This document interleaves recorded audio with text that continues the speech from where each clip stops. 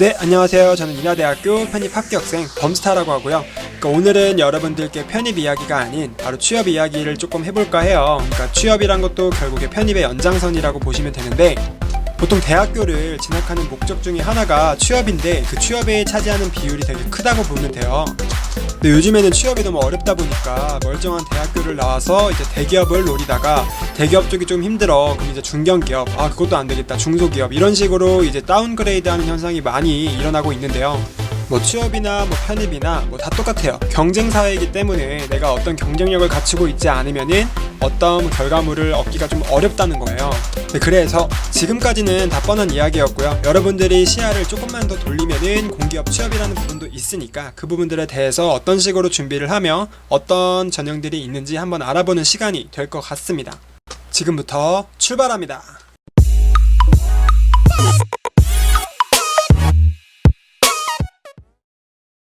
우선 공기업이 무엇이냐, 그거에 대해서 먼저 짚어드리고 넘어갈 건데요. 네, 간단합니다. 사기업이랑은 다르게 정부에서 직접 운영하는 그런 기업을 의미하는데요. 공기업들의 종류는 사실 되게 많아요. 금융공기업부터 시작을 해서 에너지 공기업, 발전 공기업이죠. 그 다음에 SOC 공기업 등등등, 환경이나 보건이나 이쪽으로도 되게 많은 공기업들이 존재하는데, 어떻게 준비를 해야 되고 어떤 전형을 거쳐야지 내가 그 기업에 합격할 수 있을까요? 경쟁률이 엄청 높다 보니까 별의별 사람들이 다 와요. 그러다 보니까 내가 정말 체계적으로 준비를 해야지 공기업도 취업할 수 있다는 점입니다. 공기업 중에서도 이제 메이저 공기업들의 채용 공고를 한번 보시면요, 급수로 이렇게 분류를 해놨어요. 6급, 7급 이런 식으로 분류를 해놨는데, 6급의 경우에는 대졸 신입사원, 7급의 경우에는 고졸 신입사원이라고 보시면 일반적이고요. 그리고 공기업의 최근 트렌드는 NCS 기반으로 한 블라인드 채용이에요. 학벌이나 학점에는 무관하게 NCS라는 그런 전형을 통과하게 되면은 그 인원을 모집하는 방식이고요. 채용 공고가 나오고 이력서를 접수할 때 여러분들은 놀라실 거예요. 학교 적는 란이 없고요. 학점 적는 란이 없습니다. 네, 어학 같은 부분도 이제 공고문을 보시면은 지원 자격이라고 해서 일정 점수 이상이면은 지원 가능, 이런 식으로 표기가 돼 있어요. 그래서 그 점수만 넘으면은 디메리트는 없다고 보시면 돼요. 네, 커트라인의 경우에는 토익 기준으로는 700점이 일반적이고요. 네, 사실상 어학만 준비가 된다면 모든 공기업이 지원이 가능하고요. 기술직의 경우에는 기사, 자격증이 필수로 동반되어야지 지원이 가능한 기업들이 존재합니다. 물론 예외로 한국공항공사 같은 그런 메이저 공기업들 있잖아요. 그런 데는 이제 기사 2개가 있어야지 여러분들에게 NCS 볼 기회를 줍니다. 서류가 합격된다는 소리죠. 여러분들은 계속 들어봤을 거예요. NCS. 이거 NCS 도대체 뭘까요? 네, NCS란 National Competence. 네, 그냥 간단하게 말해서 NCS는 공기업에서 보는 인적성 검사라고 하시는 게 맞아요. 그 NCS에는 여러 가지 종류들이 있는데, 네, 중점적으로만 말씀드리자면은 의사소통 능력, 수리 능력, 문제 해결 및 자원 관리 능력, 이런 것들이 되게 존재하는데요. 되게 다양하게 존재하는데 한 10개 정도의 카테고리들이 존재합니다. 그런데 이때 또 중요한 게 있어요. 기업별로 카테고리를 보는 게 달라요. 이게 무슨 말이냐, 어떤 기업은 수리 능력, 의사소통 능력, 이런 것들을 중점적으로 본다고 하면, 어떤 기업은 정보 능력, 또 의사소통 능력, 이런 것들을 또 중점적으로 보기도 하고요. 이 카테고리를 보는 게 기업마다 중요성이 조금씩 다르다는 거예요. 처음에 NCS 공부를 할 땐 포괄적으로 공부를 하셔야 돼요. 그러다가 내가 원하는 기업의 채용 공고가 나왔을 때 그 카테고리를 본다는 게 있을 거예요. 그거 위주로 또 세부적으로 공부를 들어가 주시는 게 좋습니다. 근데 제가 생각하기로는 NCS는 좀 사람마다 개인적인 능력치가 좀 존재하는 것 같아요. 그래서 개인별로 시작점과 한계치가 어느 정도 정해져 있다고 보시면 되는데, 이건 어떤 느낌이냐면은 저희가 수능 볼 때 국어 느낌이라 보시면 돼요. 어떤 친구는 국어를 공부하지 않았는데 그냥 1등급, 2등급 맞고 있고, 어떤 친구들은 4, 5등급 맞고 있는데 공부를 해도 안 올라요. 똑같아요. 이런 느낌이라 보시면 되는 거죠.